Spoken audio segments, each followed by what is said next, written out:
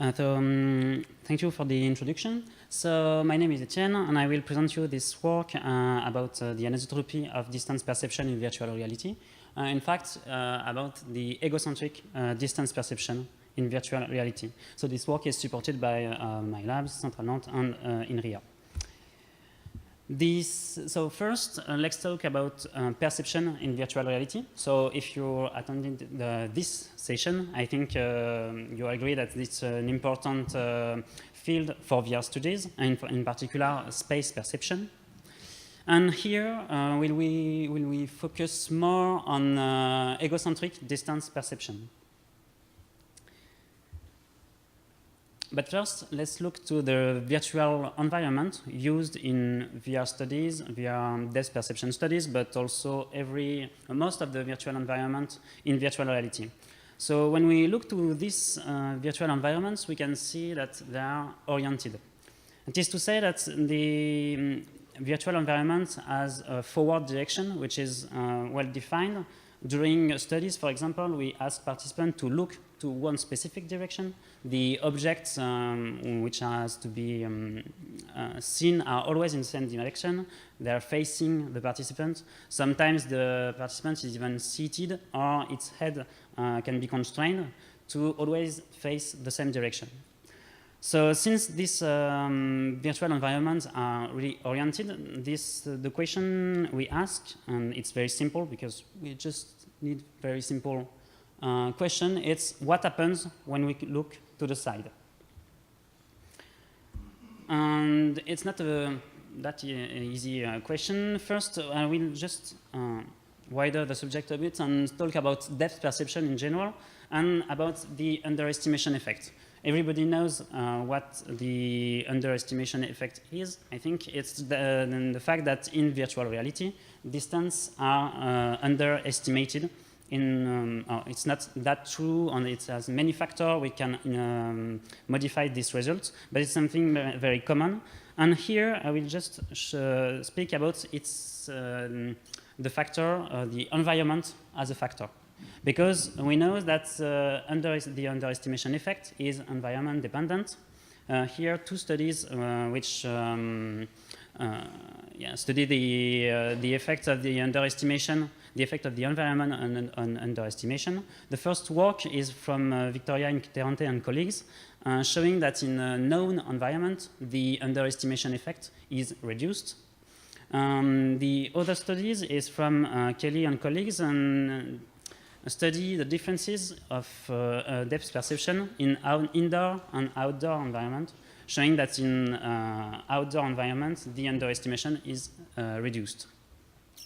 So what I'm talking about this, because if the shape of the environment has an impact on depth perception, my question is the orientation of the environment has also an impact?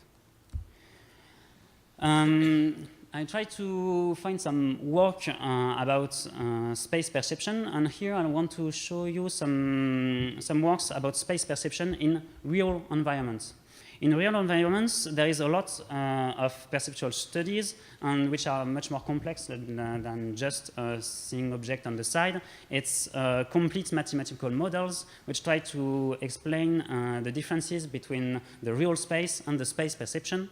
There is many mathematical models, such as hyperbolic or spherical shape for the visual space, but also some researchers assess that there is no Euclidean shape possible for visual space. It can also be described as a Lie algebra or as a non-Riemannian structure. So there is a lot of mathematical models, and just stop here. But what's important is there is no specific models for space perception. I will just talk here about one tool of these real environment studies, which is the visual space intrinsic curvatures, a tool defined by Gauss in 1928, and which is always used in the perceptual studies in real environment. Here we can see a work from Comderic and colleagues where there is 2 points in the field of view, and the participant has to place the third point to be aligned with the two first one. And if he placed, for example, the point too far, then the space curvature will be concave, so like this. So this tool is very useful and is much more close to our research, but even with this simple tool, there is no real result for space perception in reality. So here, we just focus on virtual reality. And our research question is, are in front and on the side objects perceived at the same distance? So to answer this question, we designed 4 experiments. The 2 first one was experiment to assess the existence of this bias, and the 2 last one are just control experiment. So all the experiments use the same protocol. Yeah, is it working? Use the same protocol with it, which is that the participant can see 2 spheres sequentially, one in front and the other one being on the side, and then as to answer the question, which sphere is the farthest one. They use the joystick in front of them to answer this question. So for the first experiment, the sphere on the side was at 60 degrees, the other sphere being always in front. And for the second experiment, the sphere on the side can be at 15, 30, or 45 degrees. The other factor from these 2 experiments are the same. So first, the distance. Since we used 2 alternative first choice protocol, we had one sphere which is always at the reference distance, here 3 meters.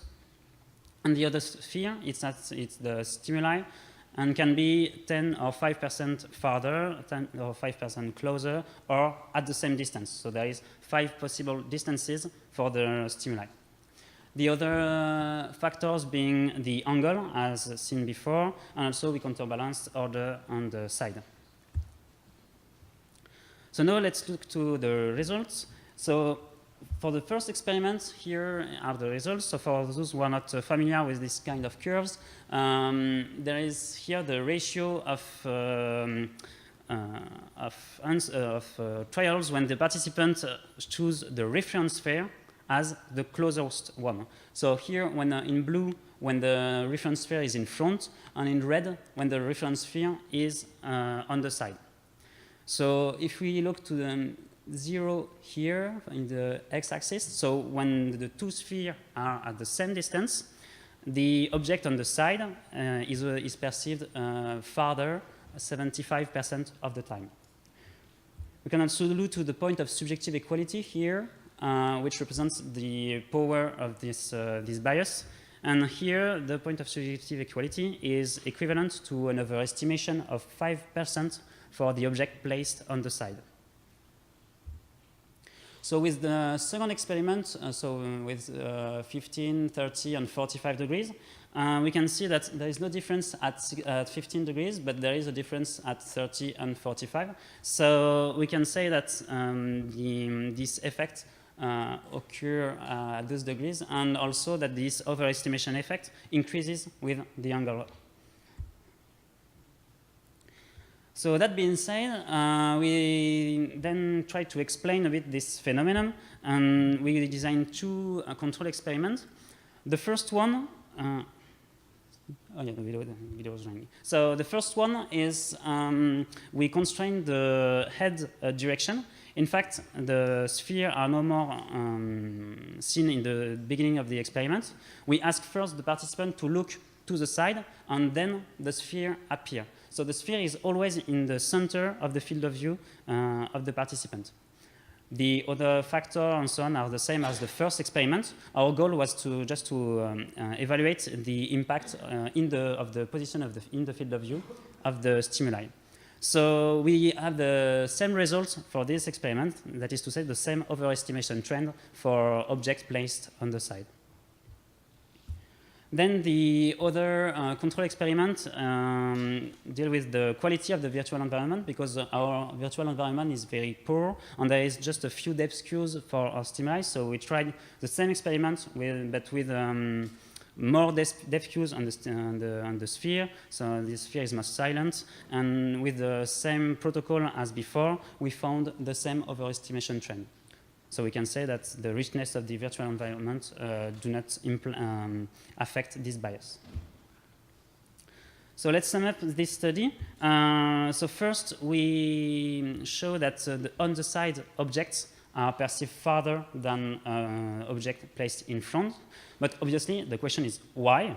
So here are some potential reasons. Two of them. The first one, it can deal with intrinsic space representation. That is to say that participants think that the objects on the site are farther.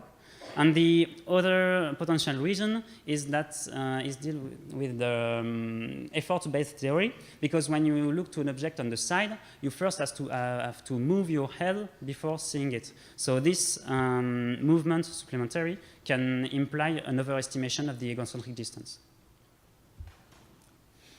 Finally, let's conclude. So we conducted 4 experiments to evaluate the anisotropy of distance perception.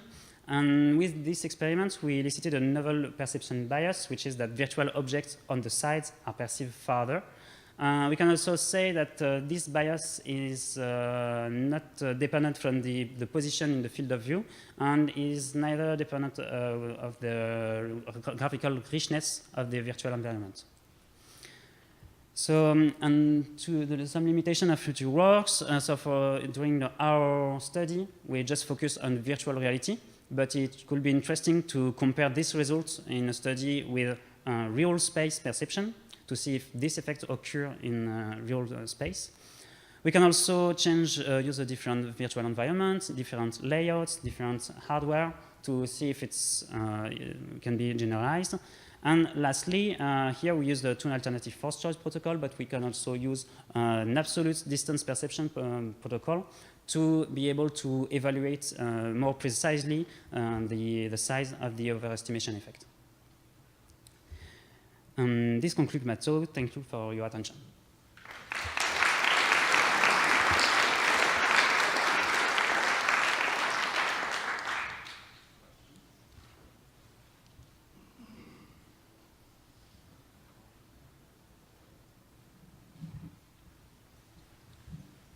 Hi, really interesting talk, thank you. So very, very thoroughly done as well, we really appreciate that. I noticed with your environment, you mentioned already there's very sort of low depth cues in the environment, and the sphere itself has very few depth cues. When you're projecting the sphere in the environment, there's an artificial horizon that you've created in the environment. Is the proportion of the sphere above and below the horizon always the same, or have you? Yes, the sphere is always at the same height as the eyes of the participants, so yeah, it's in the middle of the horizon, yes. Okay, thank you. That's all I need to know. Regis Copper from Duke University. So interested, Jeff, just a follow-up on that. Did you have a 6 degree of freedom tracking of the head of the user? Yeah, we used HTC Vive. Right. And so you could go above or below the horizon depending on. Yeah, the participant was asked to stay straight on the back of the chair, but it can move. It can physically move, but we just assessed that but it's not constrained. Right. So my question was, and you hinted at that with future work, that you didn't test that in the real world, but so I just want some thoughts on. Whether this is something that's inherent from human perception, and whether there is some psychology research on that, or if this is just an artifact of VR. I think first it's difficult to answer because space perception is really linked to the environment. So in real environment, it's difficult to have something as poor as here.